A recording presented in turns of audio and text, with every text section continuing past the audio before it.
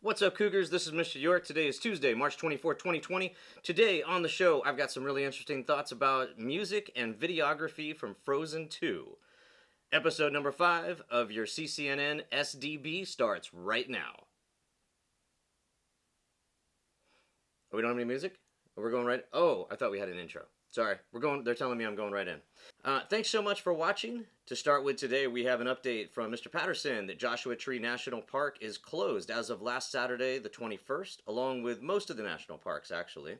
The beaches are mostly closed. Good job, Florida. Way to ruin it for the rest of the country. But local parks in LA County, such as the places I've been showing you here on the SDB, are all open until 6 p.m. as long as you remember to practice safe distance protocols.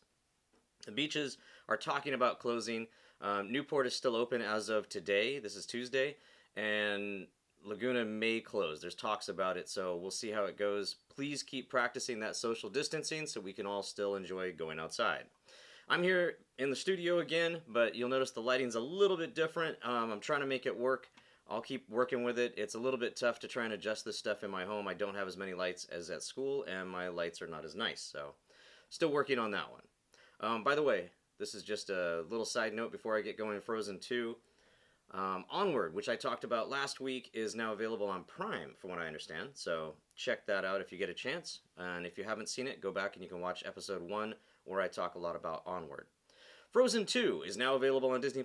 Now, there aren't any spoilers in this episode per se, but if you want to be totally surprised, and you don't want to know anything about the story itself or structure, you may want to go watch it and then come back to this video. But for the rest of you guys, if you're still in, let's check it out. This movie is great. I give it a 9 out of 10 snowmen on my snowman meter. And if you... There they are. Ding, ding, ding, ding, ding, ding. That's 9 of them. You can count them. But I've heard some critics give it as high as 11 out of 10. Not even sure that's possible. It's a very well done sequel as far as sequels go. It's just a great movie. It was funny, exciting, well written, and just a great all-around movie, as I said. All of the stars from the first Frozen came back for this one as well. Adele Dazeem plays Elsa, the Ice Queen. I got a chance to see her in concert once, and she was wicked great. Josh Gad plays Olaf the Snowman, and the amazingly talented Kristen Bell plays Anna. There are 2 other stars that don't get as much recognition, and that's Kristoff and Sven, who are both voiced by Jonathan Groff, who you might know from Glee or Hamilton. In Frozen 2, he finally gets a solo, but it's a serious departure from the normal musical orchestral songs that Disney wrote for the rest of the film. Instead, Kristoff and Sven do an 80s-style power ballad in the middle of the forest, complete with electric guitar and rock drums that don't really belong in the Hans Christian Andersen Arendelle universe. As I was watching the movie for the first time in the theater, it really hits you, and I could not stop laughing because it's so funny. And for anyone that grew up in the 80s watching really cheesy music videos, it is just hilarious. So for the rest of you that might not be coming into the movie with that prior knowledge, I want to give you a little background so you are ready.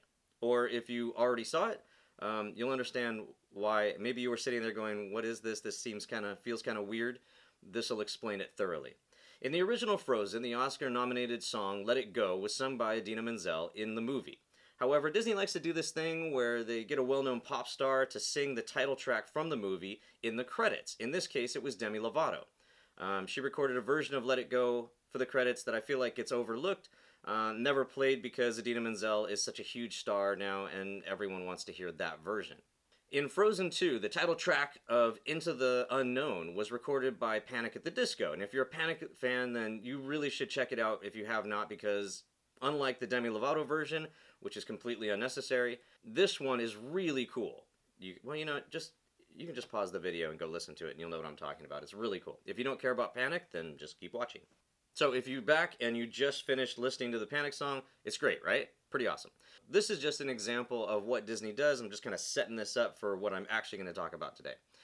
The song I really want to talk about today is the song Lost in the Woods that was sung in the movie by the voice of Kristoff, Jonathan Groff, who we talked about, but redone for the credits by the band Weezer, who does an awesome job with it. And even if you're not a fan of Weezer, which I'm not really, they do an excellent job with it. In fact, I found a side-by-side comparison, and the live-action Weezer version also has actress Kristen Bell in it. I wish I had a bell I could ding every time I do that. We'll see if that works.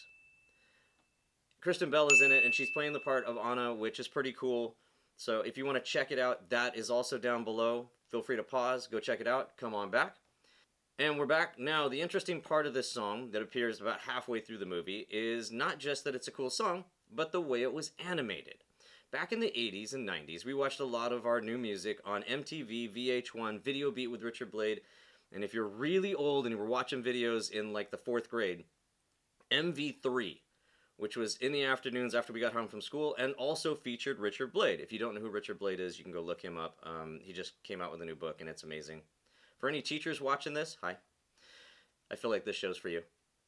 Back in the 80s, video production was pretty new, and there was a certain style of filming music videos that was inspired partly by the equipment itself and the cool new things it allowed you to do quite easily, such as transparent overlays and transitions, combining 2 different shots and allowing you to take the subject, whoever it was, in this case usually a musician, and you would have them with their head here and then the same person over here and then maybe over here, and they would duplicate them.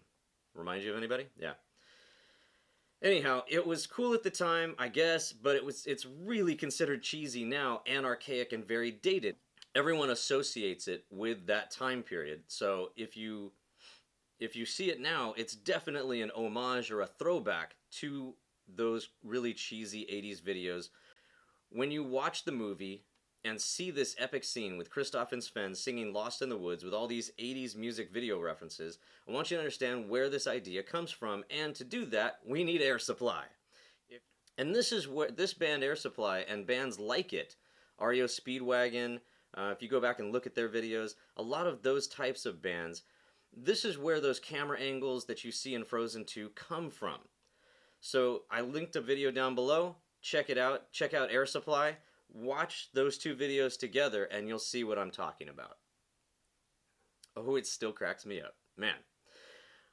Alright, enough for today's broadcast. Thanks so much for joining me. I'm going to take off Wednesday just like I do normally. We're going to try and broadcast 4 times a week as normal.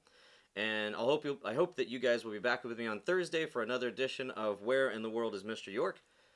Hopefully I'll be someplace that isn't closed yet. I hope you enjoyed our look at Frozen 2, and I hope you enjoyed the movie. When we come back on Thursday, I will talk to you about the book I'm reading. Yes, sometimes I read books instead of just watching movies. For CCNN, I'm Mr. York, saying hang in there, Cougars, be respectful, be responsible, and be safe. Thanks so much for watching. Don't forget to subscribe, and I'll see you on Thursday. This was episode number 5. My hands are huge. Look at that. Rawr.